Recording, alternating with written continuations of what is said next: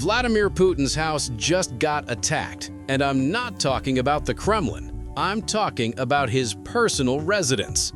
And here's why this matters. Both Prime Minister Modi and Donald Trump just expressed shock, because what just happened could be the spark that ignites something way bigger than the Ukraine war. Let me explain. So let's see what actually happened here. Putin's personal residence in Novaya Zemlya got hit. This isn't the Kremlin where his office is. This is his home, his actual residence.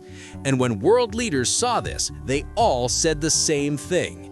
This is wrong. This is dangerous. This cannot happen. Prime Minister Modi tweeted, "I am deeply concerned.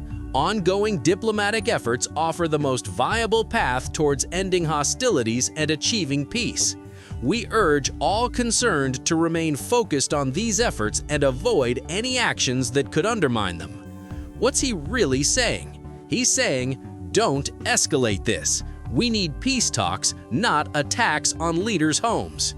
And then Trump stepped up, and Trump was more direct. He said something that's actually really important to understand. Trump said, "I don't like it. It's not good. I heard about this morning from President Putin. You know me, don't forget I stopped the war." Talking time. This is not the thing to be offensive because they are offensive. It's one thing to attack a house. It's not the right time to do any of this. Now, what Trump was saying might sound rambling, but there's a real strategic point underneath it. Trump's basically saying, look, there's a difference between being aggressive in war and directly attacking a leader's home. That crosses a line. And here's why that matters. If you kill Putin, if he dies in his home, then all bets are off. Everything changes. Now, let me explain why every world leader is freaking out about this. And I mean literally every single one. Russia's Speaker of Parliament has already issued an official statement, and it's explicit. He said if Putin gets attacked, Russia will clear nuclear authorization. Those are his words, nuclear authorization. Now, Russia doesn't have an official written policy about this, but neither did Austria-Hungary back in 1914. Let me tell you a story that explains everything. Do you know what triggered World War I? It was the assassination of Archduke Franz Ferdinand of Austria-Hungary. He was a huge prince. He was riding in a car when a Serbian nationalist shot him. One bullet, one death. And that single death, it triggered the deadliest war in history up to that point. Here's how it happened. Austria-Hungary retaliated against Serbia. Serbia's allies came to its defense, and within months, all of Europe was at war. Every major power, every alliance, everything fell apart because of one bullet. Now imagine if Putin dies, but this time, nuclear weapons are involved. Here's what happens in Putin's Russia. If Putin gets killed, the entire power structure collapses. Every general, every minister, every oligarch is suddenly asking, am I next? Is someone coming for me? And when you have nuclear weapons and a power vacuum, you have catastrophe. These guys aren't going to sit around and negotiate. They're going to look at those nuclear buttons and think, we're under existential threat. We have to act now. That's not a deterrent, that's a countdown clock. Here's another thing that nobody's talking about. If Ukraine successfully assassinates Putin, what does that mean for every other conflict in the world? If you can just kill the leader of a nuclear power and not face immediate nuclear retaliation, then every failed state, every terrorist group, every rogue player is going to think, wait, we can do that? That's not just dangerous for Russia, that's dangerous for global stability itself. Now let's look at why this attack was so provocative, because there's something really important here that people don't understand. There's an unwritten code in warfare. You can attack military targets, you can attack infrastructure, you can attack civilians if you're brutal enough, but you don't attack the leaders personally in their homes. Why? Because once you cross that line, there's no coming back. Notice something really interesting. Russia has never tried to assassinate Zelensky. Russia knows where Zelensky is. Russia has the capability. Putin could kill Zelensky tomorrow if he wanted to. But Russia hasn't done it. Why? Because there's a line of decorum. And when you cross that line, the other side has to respond. And when they respond, there's no telling where it ends.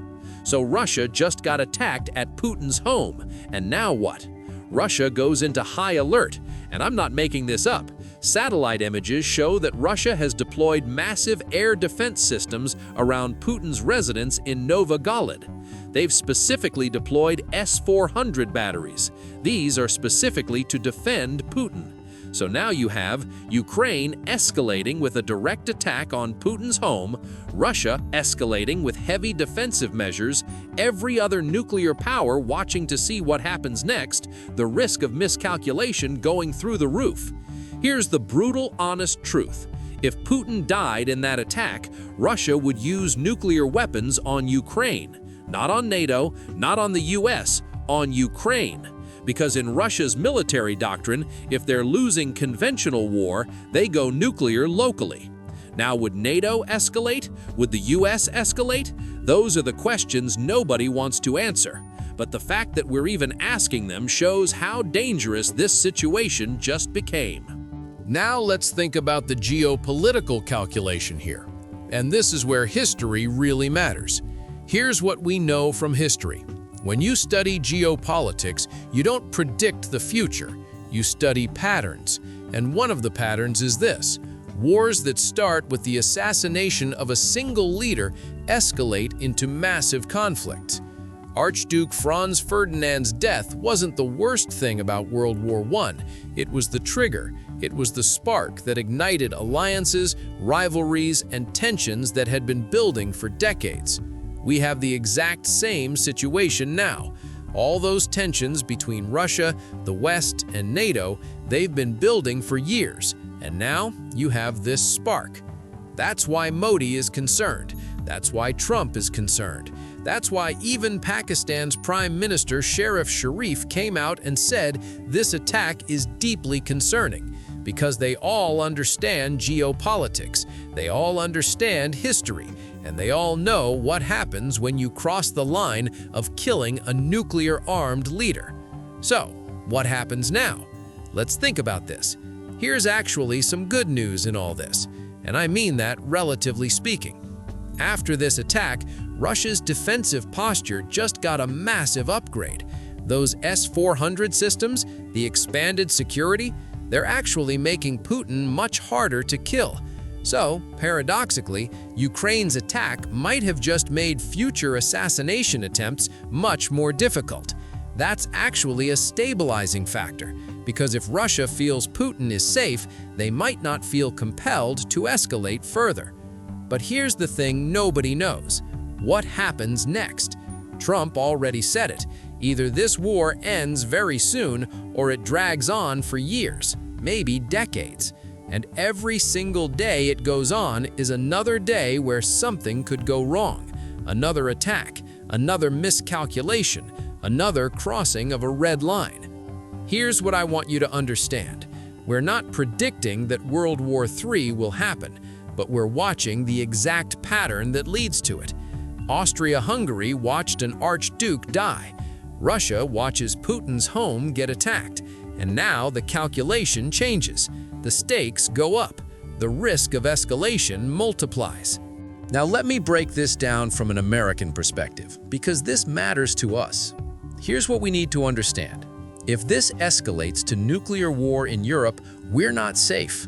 We're not untouched. We're the superpower that everyone looks to for leadership. And right now, we have a situation where Ukraine is attacking Russia's leader's home, Russia is mobilizing defensive systems, nuclear weapons are on standby, and there's no clear diplomatic off-ramp. This is the kind of situation where one wrong move leads to nuclear exchange. And that's not theoretical, that's not hypothetical, that's historical precedent.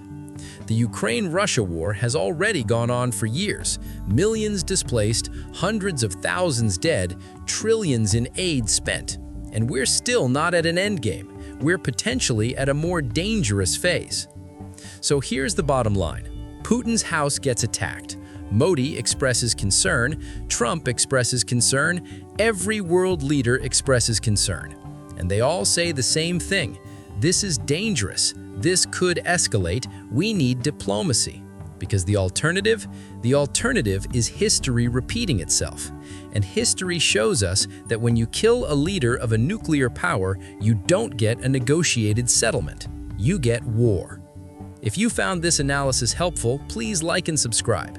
Drop a comment telling me what you want fact-checked next. And as I always say, thank you for watching, and may God watch over you.